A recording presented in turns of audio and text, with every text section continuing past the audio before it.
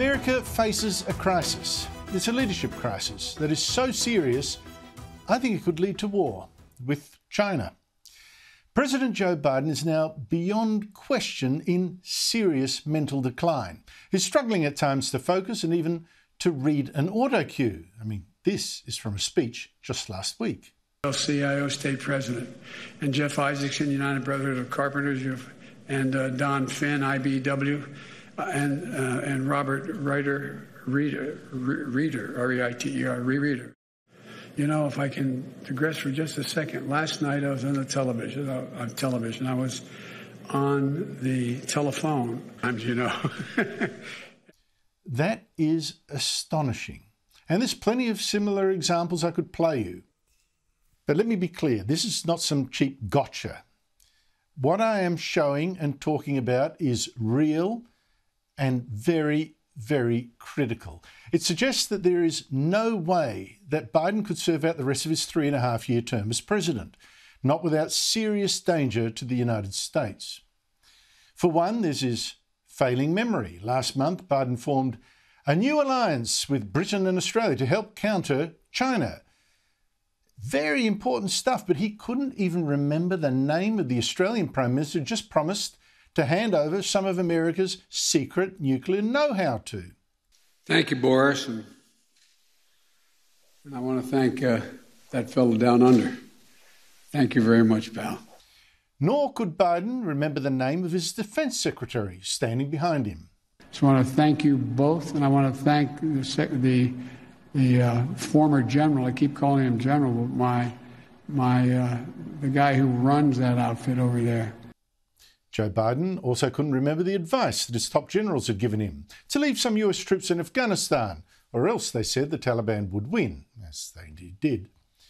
Biden could not remember even that critical advice, or perhaps we should just hope he lied, but his generals quickly contradicted him. So no one told, your military advisors did not tell you, no, we should just keep 2,500 troops. It's been a stable situation for the last several years. We can do that. We can continue to do that. No one said that to me that I can recall. I recommended that we maintain 2,500 troops in Afghanistan.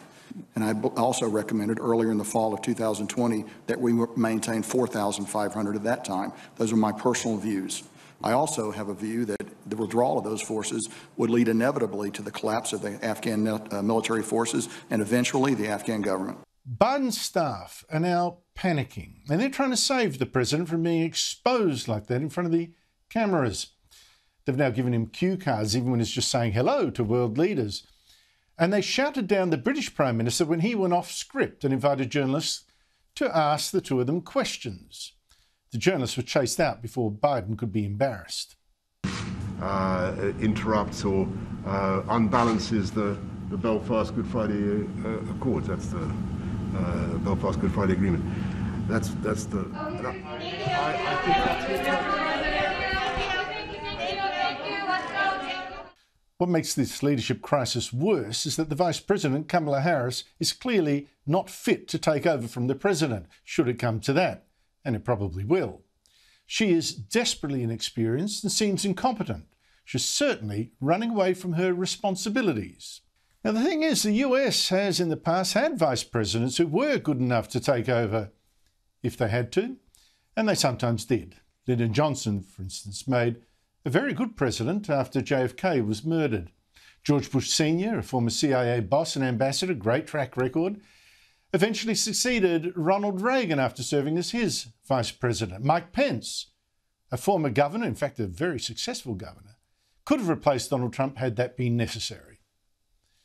But Kamala Harris, not in that class, not even close. Now, it's not just that when she is faced with a problem that she has this amazing habit, a really weird one, of laughing nervously and stepping back from the problem, not leaning forward. Like when Afghanistan was going to hell, Americans trapped. Hold on. Slow down, everybody. I want to talk about two things. First, Afghanistan.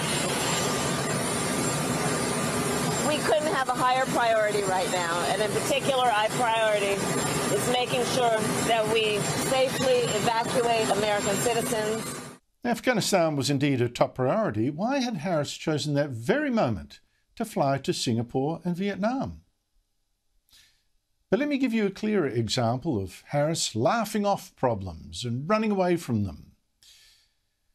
Joe Biden has given Harris one job above all. He tasked her earlier this year to stop the huge flow of illegal immigrants coming over the Mexican border, helped by cartels that last week even fired into the United States, as Fox News reported.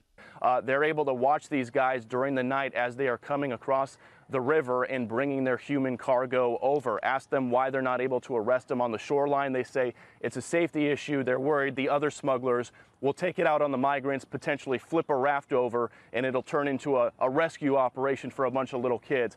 Take a look at this last piece of video right here. This was remarkable last night. We witnessed automatic gunfire going from Mexico directly into the United States. So, big issue, huge problem.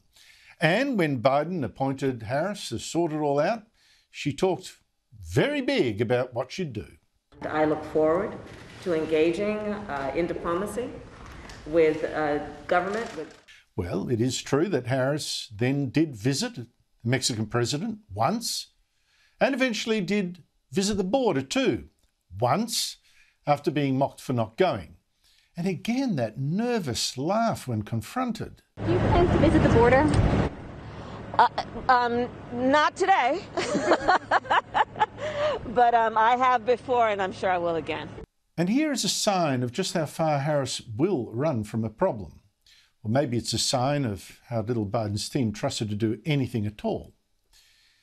Last Friday, Joe Biden had top officials go to Mexico City to discuss securing the border. A top team too. They included Secretary of State Anthony Blinken, Homeland Security Secretary Alejandro Mayorkas, and Attorney General Merrick Garland. But guess who was not there? It's the Vice President, whose problem this supposedly was. Kamala Harris, who was saying she welcomed the opportunity to go and do some diplomacy on this issue. She skipped the trip. Instead, she was out playing with children in front of cameras to try to soften her image. What number did we do today on the calendar? You guys remember? Which one was it? What number? Comes after 7, comes... What comes after 7? Comes... 8! Yay! That's right! Well, forget the number 8.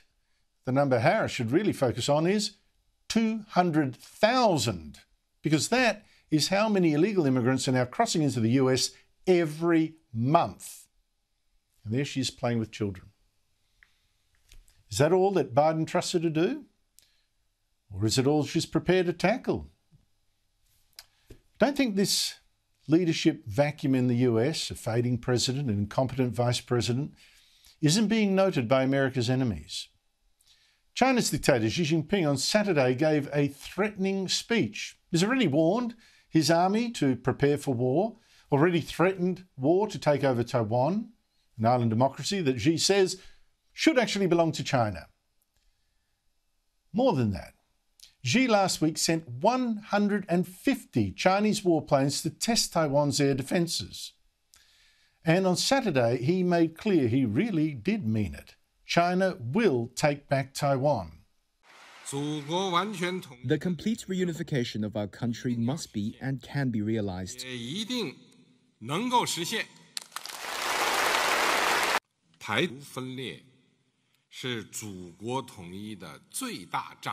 Taiwan independence is the greatest obstacle to national reunification and a serious hidden danger to national rejuvenation. Those who forget their heritage, betray their motherland, and seek to split the country will come to no good. This clearly is a dictator who sees America's leadership crisis, and it seems to me he thinks this is the perfect time to strike. America, what are you going to do with your president?